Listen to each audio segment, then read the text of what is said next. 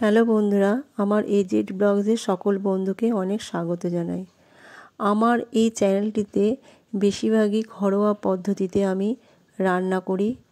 ঘরেতে যে সমস্ত জিনিস থাকে প্রায় সেই জিনিসগুলো দিয়েই আমি তৈরি করে থাকি। আজকে আমি তৈরি করছি ওলকপি।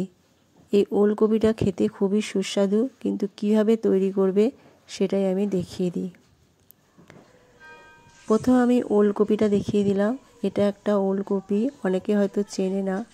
ওলকপিটাকে আমি কেটে নিয়েছি, সাথে দিয়েছি আলু আর একটু মটরশুঁটি, আর একটা দিয়ে দেবো টমেটো।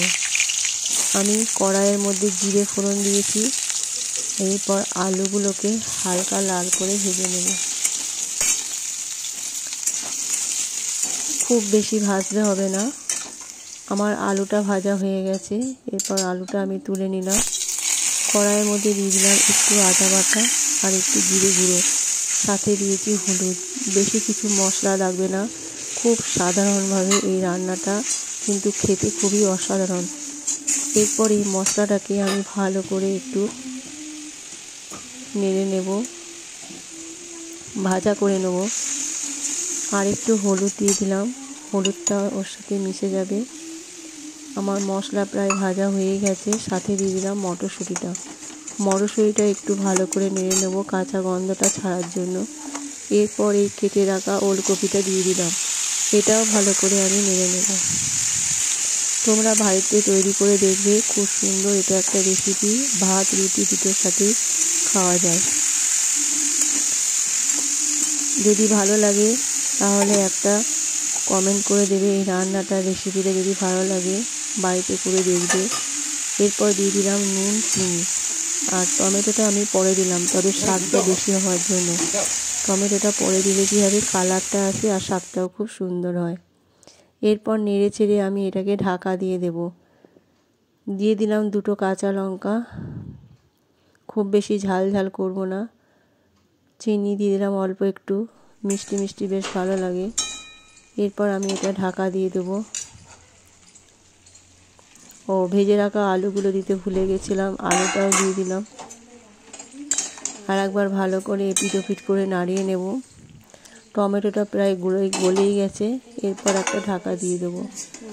ঢাকা দিয়ে 15 মিনিট পরে আমি ফিরে এলাম। 15 মিনিট পরে ঢাকা খুলে দেখলাম বেশ সেটা ভাজা ভাজা হয়ে গেছে, কিন্তু একটু মাখা মাখা তৈরি করার জন্য একটু গরম জল আমি ঢেলে দেব।